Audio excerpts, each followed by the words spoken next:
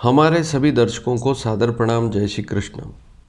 आज का हमारा विषय है विवाह योग। आज दो नए सूत्र बताने जा रहा हूँ।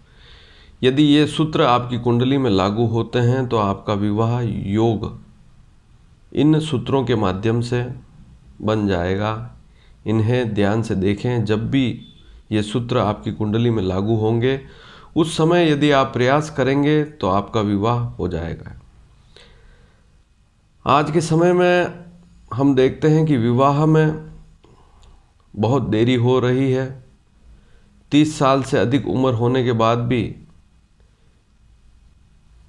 माता पिता परेशान हो रहे हैं, उनके बच्चों का विवाह नहीं हो रहा है। बहुत सी बार इसका कारण अच्छी शिक्षा और अच्छा कैरियर भी मानते हैं, लेकिन यदि सामान्य तौर से देखें तो 21 साल की उम्र में व्यक्ति ग्रेजुएट हो जाता है, 23 साल की उम्र में मास्टर डिग्री ले लेता है, साल 2 साल और मान लें 25 साल अधिकतम आयु तक तो उसकी शिक्षा हो ही जानी चाहिए। लेकिन फिर भी आजकल 30 साल 32 साल की उम्र तक भी बच्चों का कैरियर अच्छा नहीं रहता है और फिर वे विवाह में भी देरी करते हैं। वे सोचते हैं जब तक अच्छा पैसा ना मिले विवाह नहीं करेंगे। तो ये तो सारी स्थितियां है ही, लेकिन आज मैं बात करूंगा विवाह योग की। दो ऐसे सूत्र जो लागू होंगे यदि आपकी कुंडली में, तो उस समय आप थोड़ा सा भी प्रयास करेंगे तो विवाह का योग निश्चित तौर से बन ही जाएगा। और मान लीजिए बहुत नज़दीक आने वाला है ऐसा योग आपकी कुंडली में भी, चाहे लड़का हो चाहे लड़की, तो इस सूत्र पर अवश्य ध्यान दें। विवाह योग का एक महत्वपूर्ण सूत्र सबसे पहले बता रहा हूँ, उसके बाद दूसरा सूत्र बताऊंगा। सबसे पहले तो आप इस कुंडली को देखें। यहाँ पर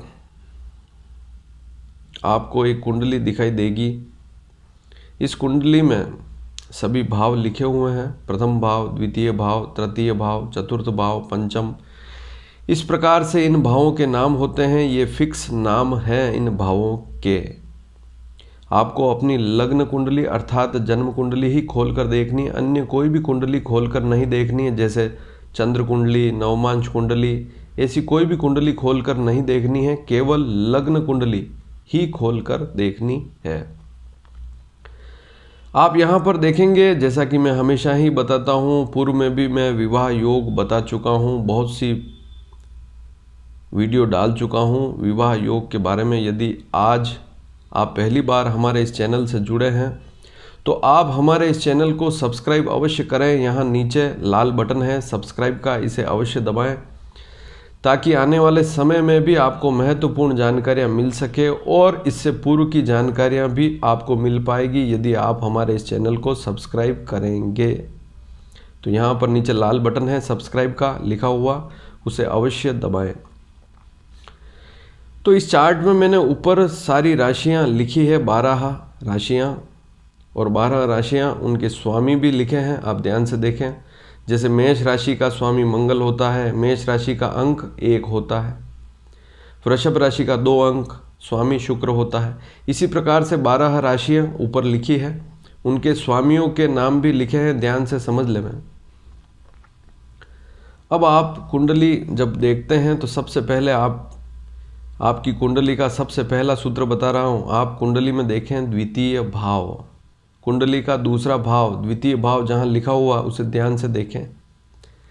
वहाँ पर कोई भी ग्रह बैठा हुआ हो सकता है, उसे नहीं देखना है। वहाँ पर केवल अंक देखना है, कौन सा अंक लिखा हुआ है आपकी कुंडली में, दूसरे भाव में कौन सा अंक लिखा हुआ है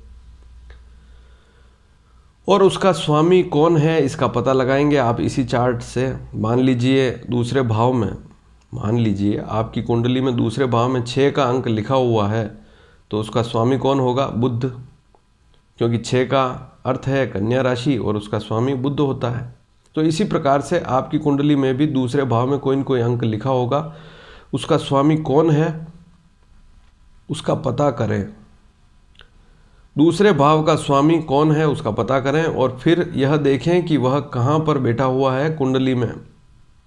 दूसरे भाव का स्वामी कुंडली में कहाँ पर, किस अंक पर बैठा हुआ है, किस राशि पर बैठा हुआ है। तो सूत्र है सबसे प्रथम कि द्वितीय भाव का स्वामी जहाँ कहीं पर भी किसी राशि पर बैठा हुआ है और जिस राशि पर द्वितीय भाव का स्वामी बैठा हुआ है उस राशि के स्वामी की दशा या अंतर्दशा आए तो विवाह योग निश्चित तौर से बनेगा। इस योग को कोई भी नहीं रोक सकता है, विवाह योग बिल्कुल बनेगा। दूसरे भाव का स्वामी कुंडली में किसी भी अंक पर कुंडली में बैठा हुआ हो सकता है, उस अंक का पता लगाएं, उसके स्वामी का पता इसी चार्ट से लग जाएगा और उसके स्वामी की जिस अंक पर बैठा हुआ है द्वितीय भाव का स्वामी, उसके स्वामी की दशा या अंतर्दशा आए तो विवाह योग बनेगा। तो पहला सूत्र आपके सामने सटीक मैंने बता दिया। अब दूसरा सूत्र सुने। आपकी कुंडली में सप्तम भाव को देखें, क्योंकि सप्तम भाव भी विवाह का भाव है, विशेष तो सप्तम भाव ही है। दूसरा भाव जो मैंने पहला सूत्र बताया, दूसरा भाव कुटुंब का भाव है, कुटुंब में वृद्धि का भाव है। कुटुंब में कोई सदस्य जुड़ रहा है तब भी दूसरे भाव को ही देखते हैं, इसलिए पहला सूत्र मैंने द्वितीय भाव का बताया। अब दूसरा आप देखें कि सप्तम भाव का स्वामी कहाँ पर बैठा हुआ है। इससे पूर्व भी मैंने सप्तम भाव के बारे में अनेक सूत्र बताए हैं, आप उन्हें अवश्य देखें।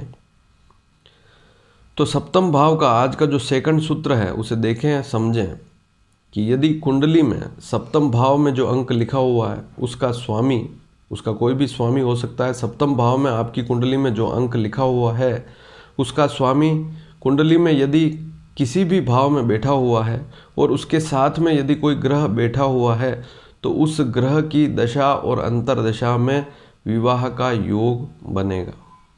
तो दूसरा सूत्र भी आपके सामने स्पष्ट हो गया कि सप्तम भाव में अंक देखें क्या लिखा है, उसका स्वामी कौन है पता लगाएं, और वह जहाँ कहीं पर भी बैठा हुआ है यदि उसके साथ में कोई और अन्य ग्रह भी बैठा है तो उसकी दशा अंतर्दशा में भी विवाह के योग निश्चित तौर से बनेंगे। तो इस बात को भी समझ लेवें। तो आज मैंने आपको दो सूत्र बताए हैं, वापस समझ लेवें। द्वितीय भाव का स्वामी जहाँ कहीं पर भी बैठा हुआ है, जिस राशि पर बैठा हुआ उस राशि के स्वामी की दशा अंतर्दशा में विवाह का योग बनेगा। और सप्तमेश, सप्तम का स्वामी जिस किसी ग्रह के साथ बैठा हुआ है उस ग्रह की दशा अंतर्दशा में भी विवाह के योग बनते हैं। उस समय यदि आप ध्यान देंगे तो विवाह निश्चित तौर से 100% योग बनेंगे। थोड़ा सा प्रयास करना पड़ेगा। बहुत सी बार हम उल्टी सीधी दशाओं में प्रयास करते हैं। आपको विंशोत्तरी दशा देखनी है, अन्य कोई भी दशा नहीं देखनी। अष्टोत्तरी योगिनी दशा नहीं देखनी है, आपको विंशोत्तरी दशा देखनी है और उसे ध्यान से देखेंगे तो आपको पता लगेगा। यदि यह वीडियो आपको पसंद आया हो तो इसे शेयर करना ना भूलें ताकि और लोगों को भी लाभ मिल सके। धन्यवाद। जय श्री कृष्ण।